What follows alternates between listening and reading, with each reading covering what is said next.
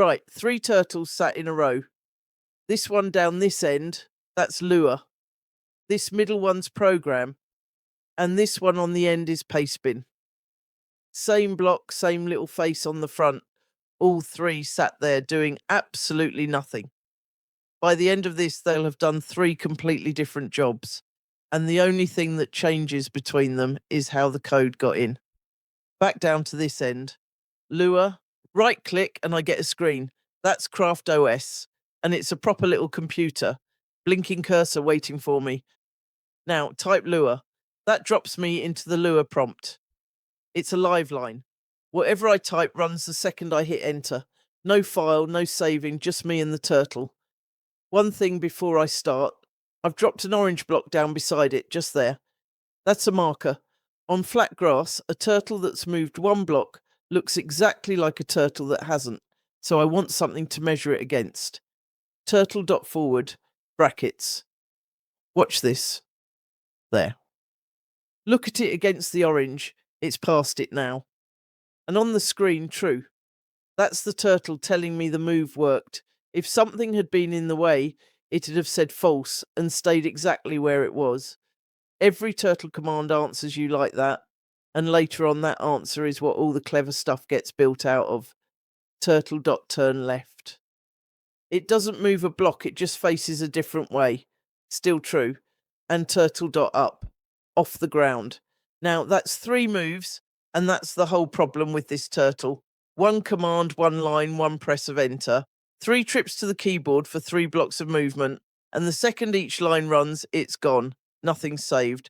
So if I want a square laid out on the floor, that's place forward, 20 odd times, and me turning every corner by hand.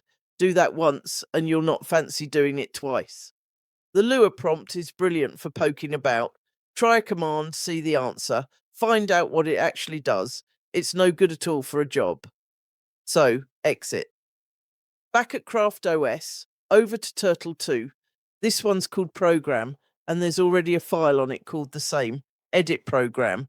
And there it is. This is the editor that's built into the turtle. I've typed this one up beforehand, so you're not sat watching me spell things, but every character of it went in right here, on this turtle, in the game. Let's go through it. Top line, local side equals 5. That's a variable. 1 number with a name on it, and I'll come back to it in a minute. Then turtle.select 1 and turtle.up. It lifts off the ground so it can drop blocks underneath itself as it goes. Then the loop. For side equals 1, 4, do. 4 sides of a square. And sat inside that another one. For I equals 1, side, do. That's the loop that draws 1 side. And inside that, turtle.place down, turtle.forward, drop a block, step forward, then end. Then turtle.turn right and end again. A loop inside a loop. The inside one draws a side, the outside one does it 4 times. Read it out loud and it's the same thing you'd say to a person. Put a block down, step forward 5 times, then turn. Do all that 4 times. That's the whole file. Control brings the menu up along the bottom. Nothing to save, I've not touched anything. So exit. And now I just say its name. Program. Watch this. There it goes. Block, step, corner, round. And it lands back exactly where it started, facing the way it started. Closed loop, no tidying up. And that's the difference. On Turtle 1, that was 20 odd separate lines typed by me, one at a time. Here it's 1 file and I just say its name. Now count the sides on that. I said 5 and each side's come out 6 long. That's not a bug. The corner block belongs to 2 sides at once, so a run of 5 lands you 1 past the corner, which is where the next side starts. If I want it 5 across, I put 4 in, and that's the only number I'd ever change in there. Side equals 10, same program, nothing else touched, and I get a great big one. 40 blocks in the stack for that mind, and 41 fuel. So check what you're carrying before you run it. 21 fuel for it as it stands. 20 forwards, plus the hop up at the start. Right, Turtle 3. Pastebin. The editor's grand for what we just did. 5 lines, 10 lines, no bother. Edit, and I could sit here and type it all in again. But what I want on this one is about 90 lines long. I'm not typing 90 lines of Lua with a Minecraft window in the way, and neither are you. So let me show you the other way in, out of the game for a minute. This is Pastebin. It's a website and it does one thing. You paste text into it, it saves it, and it hands you back a short code. Free, no account needed, and it's been sat there doing that for 20 years. Half the code you'll ever be handed for this game lives on it, and this is my file, 90 odd lines. It builds a computer desk, advanced computer, disk drive, printer, modem, stairs tucked underneath the lot of them, floor filled in as it travels. I wrote it out here on a real keyboard in a proper editor where I'm not fighting the game for my mouse. Now, the bit that actually matters is up here in the address bar. FANJKUUP. 8 characters on the end of the link. That's the code. That's the whole thing the turtle needs. Not the page, not the link, just those 8 characters.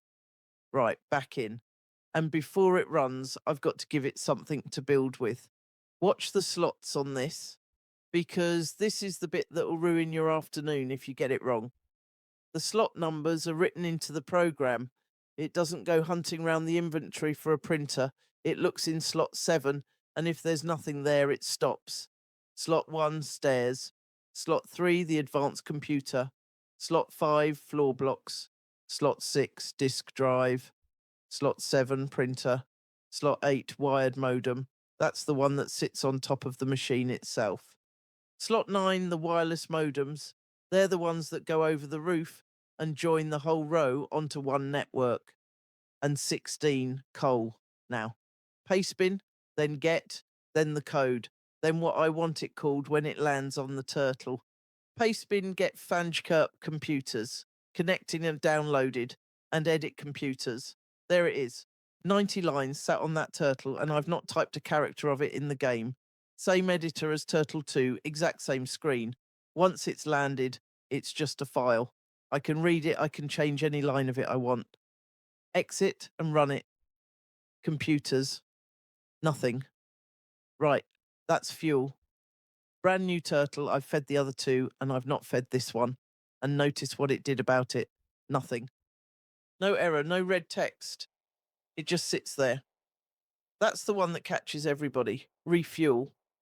And again, computers. There we go. Watch what it actually does. Places the computer, then it drops down and tucks a stair in underneath it. That's the trick, and that's what makes it read as a desk instead of a block floating in midair. Same again for the disk drive, printer, modem, and the floor filling in behind it as it goes along. Then it climbs up over the top of the whole row and runs a line of wireless modems across the roof, joining every one of those machines onto the same network. And I've had my hands in my pockets the entire time.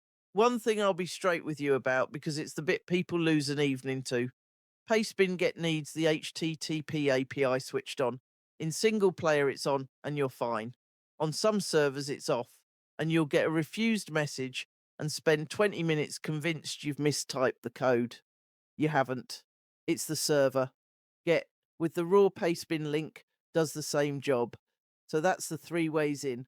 Lua for poking about, one line, instant answer. Brilliant for working out what a command really does. Program for anything you want to run more than once. Pastebin for anything long or anything somebody else has written. Couple of last things. ls lists the files on a turtle. Delete program gets rid of one. And if you ever break something badly enough that the turtle's just sat there ignoring you, hold Control and T for a second, and it kills whatever's running. Next one, all 3 of them get put to work on the same build. A whole village, houses, a well, market stalls, a windmill, not one block placed by hand. Codes on Pastebin, links below. Go and name your first one.